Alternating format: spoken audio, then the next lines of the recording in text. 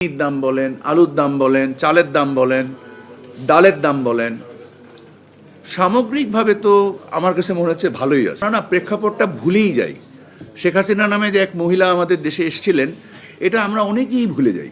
আমরা আশা করি যে আমরা তেলের দাম যেটা বেড়েছে, যদিও তেলের দাম সহসা বাড়েনি, বেশ কিছুদিন আগে বেড়েছে, আমরা এটার ক্ষেত্রে নিয়মতান্ত্রিক অনুসন্ধান করছি এবং এই অনুসন্ধানের পরে আমি এমন কিছু পদক্ষেপ রেখে যাচ্ছি যার বিনিময়ে আমার উত্তরসূরি আমি আশা করি তেলের দাম কমাতে পারবেন।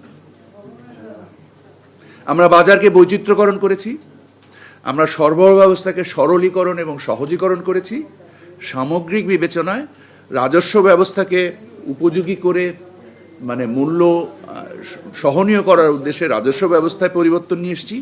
সো সামগ্রিকতার বিবেচনায় বাকিটা, আমি নিজেও ভোক্তা, আপনিও একজন ভোক্তা, সো আপনি নিশ্চয়ই জানেন যে বাজার মানে যে পর্যায়ে রয়েছে, ডিমের দাম বলেন, চিনির দাম বলেন, আলুর দাম বলেন, চালের দাম বলেন, ডালের দাম বলেন, সামগ্রিকভাবে তো আমার কাছে মনে হচ্ছে ভালোই আছে।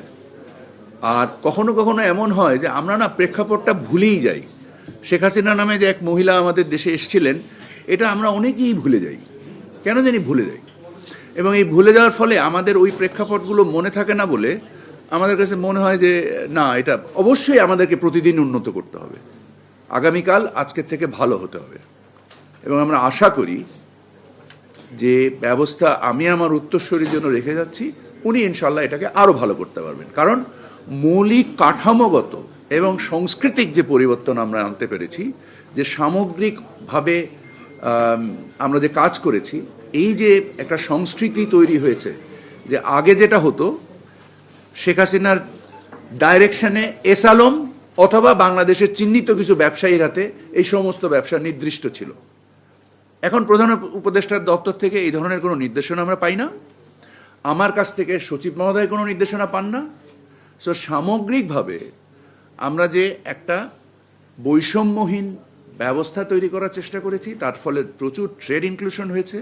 আপনারা দেখেছেন যে টিসিবিতে এবছর ভর্তুকি প্রায় 2000 কোটি টাকা কমিয়ে আনতে সক্ষম হয়েছি, যেখানে উপকারভোগীর সংখ্যা বাড়ানো হয়েছে।